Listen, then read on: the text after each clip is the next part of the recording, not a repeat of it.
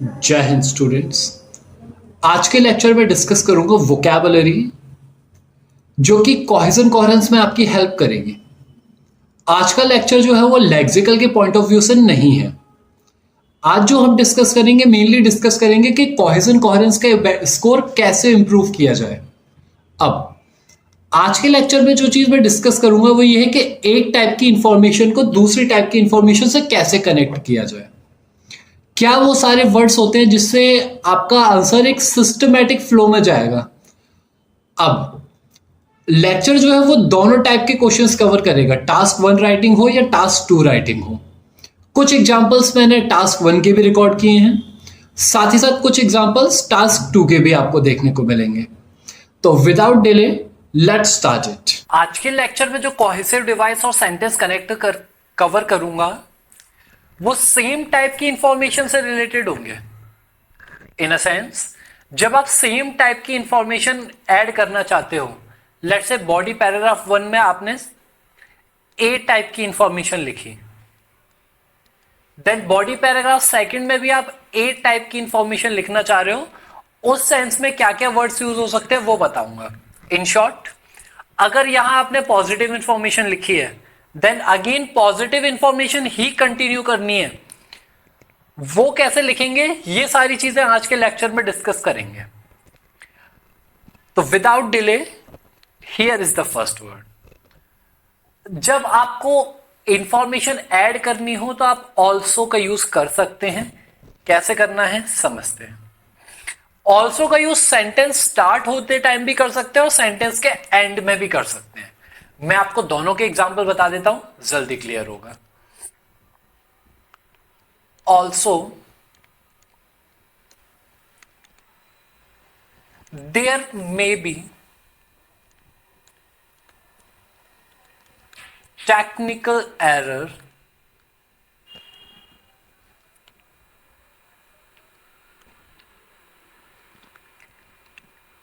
in a system। अब also को अगर आपको बाद में यूज करना है तो मैंने कहा कि सेम टाइप का सेंटेंस लिखो, there may be technical error in a system, last में आप ऐड कर दो ऑल्सो, राइट। तो ऑल्सो को आप सेंटेंस स्टार्ट होते टाइम भी यूज कर सकते हो और सेंटेंस के लास्ट में भी यूज कर सकते हो। It depends completely upon you कि आप कौन सा तरीका यूज कर रहे हो। इसके बाद जो नेक्स्ट वर्ड है दैट इज फर्दरमोर। फर्दरमोर को जब आप यूज करोगे तो दो सेपरेट टाइप की इंफॉर्मेशन को ऐड करने के लिए यूज करना। फॉर एग्जाम्पल, जैसे मैंने यहां कहा कि हेल्थ पर अफेक्ट होगा अगर स्टूडेंट ज्यादा स्क्रीन देखेंगे, फुल स्टॉप लगाया, देन फिर आप यूज करोगे फर्दरमोर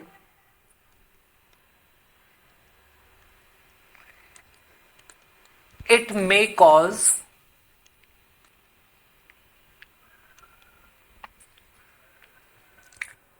हेल्थ अफेक्ट मैंने मेंशन कर दिया, तो अब यहां एक चीज और मेंशन कर सकते हैं, it may cause effect on emotions. हाँ, मतलब हेल्थ पे अफेक्ट होगा, साथ ही साथ इमोशंस पे भी अफेक्ट होगा, क्योंकि टेक्नोलॉजिकल टीचर जो होगा वो इमोशनली कनेक्ट नहीं कर पाएगा, राइट। तो जब दो टाइप की इंफॉर्मेशन को साथ में कनेक्ट करना हो और दो अलग अलग टाइप की आई वुड से, तो आप फर्दरमोर का यूज कर सकते हैं। इसके बाद बिसाइड्स। बिसाइड का क्या मतलब होता है कि आपने एक इंफॉर्मेशन ऑलरेडी दे दी है, लेट्स से हेल्थ इश्यूज के बारे में आप ऑलरेडी बता चुके हैं। इसके बाद की जो इंफॉर्मेशन है वो क्या है, तो आप बिसाइड से शो करोगे। अब स्पेलिंग का ध्यान रखना है बेटे, SIDES। एस वर्ड जहां है उसका मतलब होता है एक्स्ट्रा। अगर आप ये स्पेलिंग लिख दो BESIDE, तो ये स्पेलिंग गलत है, एस लगाना ही पड़ेगा, इस बात का स्पेशली याद रखना। ठीक है, तो इस सेंटेंस को ऐसे लिख सकते हैं, besides health issues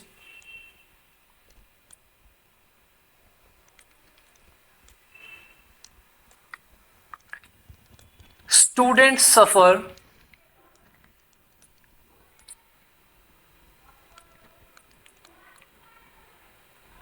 emotional attachment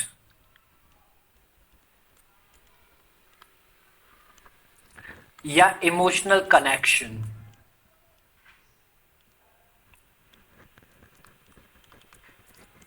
right, तो बिसाइड्स को हमने कैसे यूज किया कि जो इंफॉर्मेशन ऑलरेडी दे चुके हैं उसके अलावा क्या इंफॉर्मेशन है वो देने के लिए हम बिसाइड्स का यूज करेंगे। Now let's look at the next one, Indeed. Indeed जो एग्जांपल है जनरली आप लोग यूज नहीं करते। जो इंफॉर्मेशन आप दे चुके हो, फॉर एग्जाम्पल आपने एग्जाम्पल में कोई बात लिखी, ठीक है, अब एग्जाम्पल का रेफरेंस देने के लिए आप यूज कर सकते हो इंडीड का। जैसे फॉर एग्जाम्पल मैंने कहा कि 60% of the students suffering health issues, तो इसका रेफरेंस क्या हो सकता है? Bad health. बैड वर्ड लिखने की सलाह मैं बिल्कुल नहीं दूंगा, यहां मैं आपको इजी वर्ड इसीलिए बता रहा हूं क्योंकि हर कोई समझ सके। बैड बहुत जनरलाइज वर्ड है, इनफॉर्मल जाएगा, नहीं लिखना है। Bad health cause delay in learning process Indeed. मतलब इंडीड वर्ड जो हम यूज कर रहे हैं ना, ये सेंटेंस को प्रेशराइज करने के लिए कर रहे हैं कि जो हमने इंफॉर्मेशन दी है उसे प्रेशराइज करने के लिए जो वर्ड यूज कर रहे हैं ना, वो है वर्ड इंडीड। ये वर्ड जनरली आप लोगों की राइटिंग में मैंने नहीं देखा है, और ये जितने सारे वर्ड्स मैं आपको बता रहा हूं, जैसा मैंने कहा C1 लेवल है। C1 मतलब ये 7.58। आप ये वर्ड यूज करो, अच्छा स्कोर बिल्कुल आएगा, गारंटीड। जब आपकी रिक्वायरमेंट 6 और 6.5 की होती है तो इंडीड वर्ड लिखने से उतना फर्क नहीं पड़ेगा, लेकिन 7, 7.5 और 8 की रिक्वायरमेंट है, इंडीड वर्ड लिख के आना, अच्छा स्कोर मिलेगा ही मिलेगा। देन इन एडिशन, अब इन एडिशन टू भी होता है और इन एडिशन भी होता है, मैं आपको दोनों बता देता हूं। जैसे हेल्थ इश्यूज के बारे में मैं ऑलरेडी लिख चुका हूं, देन मैं आप लिख रहा हूं in addition comma students face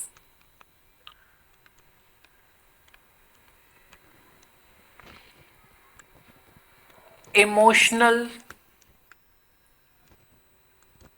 connection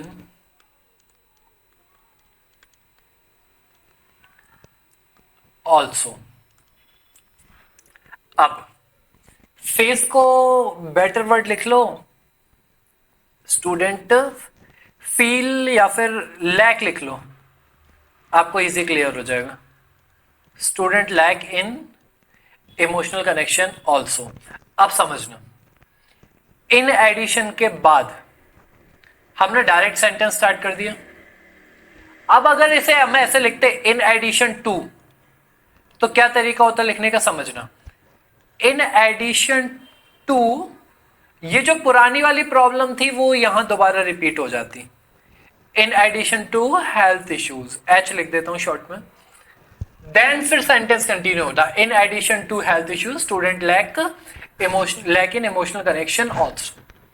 right, I am expecting ये सारी चीजें क्लियर हो रही होंगी। इसके बाद देखते हैं next, along with this. Along with this आप सेंटेंस स्टार्ट ही करोगे तब अलोंग विद दिस का यूज कर लेना। ये दिस जो है ना, ये ऑलरेडी इंडिकेट कर देगा आपके नाउन को। क्या मतलब है? दिस मतलब जो आप पहले इंफॉर्मेशन ऑलरेडी दे चुके हो। जैसे अगर मैंने कहा कि हेल्थ इश्यूज की इंफॉर्मेशन ऑलरेडी दे चुके हो, तो ये दिस ने वो चीज ऑलरेडी कवर कर ली। ठीक है, तो along with this, comma, students lack in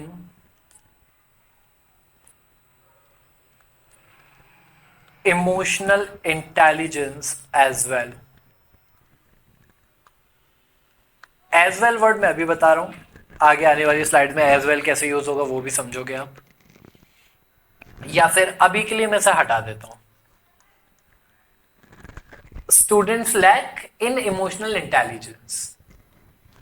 तो व्हाट आई सजेस्ट कि ये जो वर्ड आपने देखा अभी अभी along with this, इसे यूज करना जब आप नेक्स्ट पैराग्राफ स्टार्ट करो।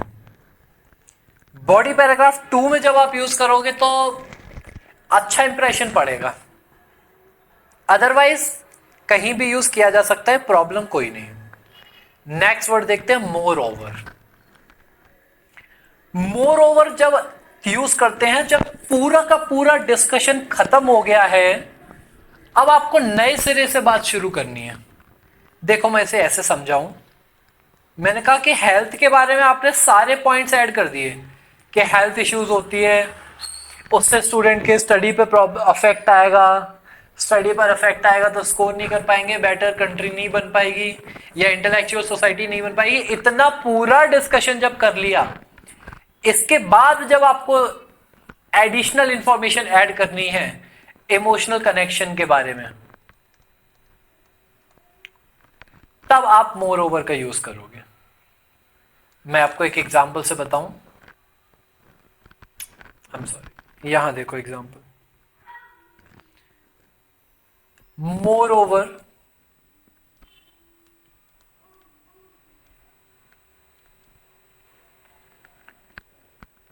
this may lead to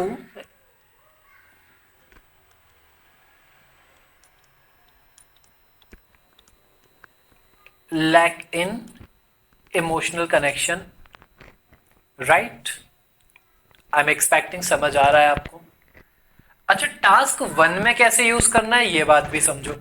मतलब अभी जितने एग्जाम्पल मैंने आपको बता दिए टास्क 2 से रिलेटेड बताए थे, टास्क 1 में कैसे यूज करना है, तो टास्क 1 में आप किसी भी सेंस में यूज कर लेना, कोई प्रॉब्लम नहीं है, मतलब कहीं भी यूज कर लेना। स्टिल आई सजेस्ट कि नेक्स्ट पैराग्राफ में यूज करो तो ज्यादा बेटर है। सेम पैराग्राफ में कर सकते हो, प्रॉब्लम नहीं है, लेकिन अगले पैराग्राफ में यूज करो, बॉडी पैराग्राफ सेकंड में, तो ज्यादा बेटर है। इसके बाद एज वेल एज का रोल देखो। Health as well as emotional attachment या emotional behavior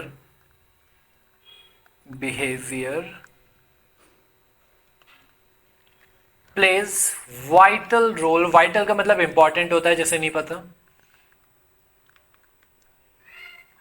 in child's growth। ठीक है, तो मैंने क्या बताया, एक टॉप पॉइंट ये हो गया, दूसरा पॉइंट ये हो गया, कनेक्ट किससे किया है आपने, एज वेल एज से, राइट। अगर ये चीज टास्क 1 में आती तो कैसे कवर होती, लेट से इसे मैं नाम दे देता हूं A1, इसे नाम दे देता हूं B1। A1 as well as B1 play vital role. अच्छा, मैं इसे थोड़ा चेंज कर देता हूं, health A1 as well as B1 shows a dramatic change in the figure। समझना, आई एम एक्सपेक्टिंग कि यहां तक क्लियर हो रही होंगी चीजें। देन इसके बाद जो नेक्स्ट वर्ड हम सीखेंगे वो है as well. As well as को हमने कहां यूज किया था, मिड में यूज किया था। एज वेल को कहां यूज करेंगे, लास्ट में। मैं सेम एग्जांपल से बता देता हूं, इस बार टास्क 1 का लिख देता हूं। A1 एंड B, अच्छा एक सेकेंड, थोड़ा सा रुको, हाँ इजियर एग्जांपल देता हूं। पहले आपने एक्सप्लेन कर दिया कि A1 अफेक्ट्स द ग्राफ और पाई चार्ट और वॉट एवर, अफेक्ट की जगह वर्ब आ जाएगा, इंक्रीज डिक्रीज वॉट एवर, ठीक है। तो अब आप लिख रहे हो B1 affect growth of school, इस बार मैं स्कूल लिख देता हूं नहीं तो कंफ्यूज नहीं हो जाओगे कहीं आप चिल्ड्रन में बार बार लिख दूं तो, एज वेल। अभी एज वेल एज से मैंने क्या किया था, एज वेल एज से मैंने दो सेंटेंसेस को एक में कनेक्ट किया था। यहां जब एज वेल लिख रहा हूं तो दो अलग अलग सेंटेंसेस लिखने पड़ेंगे, राइट। एज वेल में मैंने क्या किया था, दोबारा देखो, हेल्थ और इमोशनल बिहेवियर को एक ही सेंटेंस में कनेक्ट कर दिया था। अब सेम चीज को अगर मैं यहां लिखूं एज से, एज वेल से, तो हेल्थ के लिए आप पूरी इंफॉर्मेशन अलग से लिखोगे, देन इमोशनल बिहेवियर के लिए पूरी इंफॉर्मेशन अलग से लिखोगे दोबारा, देन फिर एज वेल का यूज करोगे, राइट। इसके बाद देखते हैं नेक्स्ट वाला, लाइकवाइज। लाइकवाइज वर्ड जो होता है ये पैराफ्रेज होता है सिमिलरली का। अभी आगे आके देखोगे आप, सिमिलरली वर्ड भी दिखेगा आपको। तो सेम टाइप की इंफॉर्मेशन जब कंटिन्यू करनी है विद इन द पैराग्राफ, मतलब जैसे मैंने कहा कि एक पैराग्राफ ये पूरा का पूरा है जिसमें आपको 4 लाइनें लिखनी है, पहली लाइन, दूसरी लाइन, तीसरी लाइन और चौथी लाइन। तो 2 और 3 में सेम टाइप की इंफॉर्मेशन जब आप बता रहे हो तब लाइकवाइज का यूज कर लेना। पैराग्राफ चेंज करने में लाइकवाइज का यूज ना करो तो ज्यादा बेटर है। This is my personal suggestion, आप करोगे तो गलत नहीं होगा, लेकिन ये मेरा पर्सनल सजेशन है कि आप यूज ना करो तो ज्यादा बेटर है, राइट। जैसे मैं आपको एक एग्जांपल से बताऊं, मैंने कहा आपने हेल्थ इश्यूज के बारे में लिख लिया कि प्रॉब्लम्स हो रही हैं, देन फुल स्टॉप लगा के likewise emotional behaviour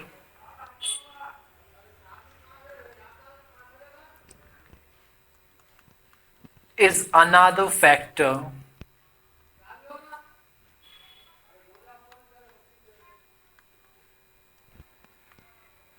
which affect progress, या प्रोग्रेस लाइक स्पेस नहीं है तो मैं इतना ही छोड़ रहा हूं। देन सिमिलरली ये आपके सामने आ गया। सिमिलरली को एग्जैक्ट सेम तरीके से यूज करेंगे, बस ये लाइकवाइज की जगह जो चीज बदलेगी वो आ जाएगा सिमिलरली। सिमिलरली, सिमिलरली के अलावा इन द सेम वे भी आप लिख सकते हो। Similarly B1 grows at the same pace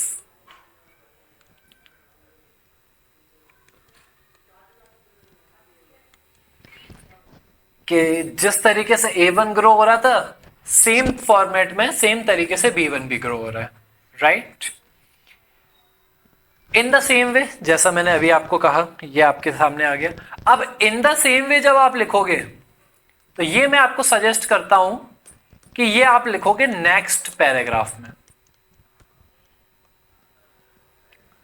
जब आप बॉडी पैराग्राफ सेकंड लिखोगे या टास्क 1 होगा तो हो सकता है थर्ड भी लिखना पड़ जाए, तो तब आप इस टाइप की इंफॉर्मेशन लिखना इन द सेम वे, तो ज्यादा बेटर आपका आंसर आने के चांसेस रहेंगे, राइट। एग्जाम्पल यही है, यहां सिमिलरली की जगह इन द सेम वे आ जाएगा, कोई चेंज नहीं है, ठीक है। बस नेक्स्ट पैराग्राफ में लिखोगे तो ज्यादा अच्छा इफेक्ट पड़ेगा एग्जामिनर पे, मतलब साइकोलॉजिकल इफेक्ट के बारे में बात कर रहा हूं मैं। मार्क्स में तो देखो, हाँ मतलब साइकोलॉजिकल इफेक्ट पड़ेगा तो मार्क्स पे भी ऑब्वियसली इफेक्ट पड़ेगा ही पड़ेगा, लेकिन ये मार्किंग क्राइटेरिया में ऐसा कोई पॉइंट नहीं है कि इन द सेम वे आपको नेक्स्ट पैराग्राफ में ही लिखना है, ठीक है। इसके बाद देखते हैं तो ये सारी इंफॉर्मेशन आप सेम टाइप की इंफॉर्मेशन लिखने के लिए कवर करोगे। ठीक है, अब सेशन को एंड करते हैं। बस आप अपने गोल पे बने रहना, सक्सेस दिलाने की जिम्मेदारी मेरी। मैं आपकी सक्सेस के लिए हमेशा डेडिकेटेड हूं। बस मुझे एक चीज चाहिए, जैसा मैं हमेशा बोलता हूं आपसे, जब विदेश में बैठोगे ना, भारत माता का झंडा नीचे नहीं होने देना है। वो सुना है ना, झंडा ऊंचा रहे हमारा, तो वो झंडा ऊंचा ही रहना चाहिए। यहां मैं कोशिश कर रहा हूं, वहां आप लगे रहना। और बैंड 9 सिर्फ एक स्टार्टिंग है। जानते हो क्या चाहिए? ये जब इंडियन गोल्ड मेडल लाएगा ना, वो खुशी मुझे चाहिए। और आई एम एक्सपेक्टिंग कि उसकी शुरुआत अगर हो चुकी है, अगर आप वीडियो को लास्ट तक देख रहे हो, तो मैं एक्सपेक्ट कर रहा हूं कि उसकी शुरुआत आप कर चुके हो। तो ऐसे तमाम सारे वीडियोस के लिए चैनल को सब्सक्राइब कर देना, तो आपको नोटिफिकेशन मिल जाएगा आगे आने वाली वीडियोस के लिए। और इस चैनल पे हम सिर्फ बैंड 9 के कंसेप्ट कवर करते हैं, 6.5 के कंसेप्ट कवर यहां नहीं किए जाते। तो अगर आप में भी इच्छा है बैंड 9 लेके आने की, और आप भी जज्बा रखते हो भारत माता को गर्व से सर ऊंचा करवाने की, तो चैनल पे बने रहो। और एफर्ट में मजा आ गया हो तो वीडियो को लाइक जरूर कर देना। मिलते हैं फिर नेक्स्ट सेशन में। Till then, Jai Hind, good bye, take care.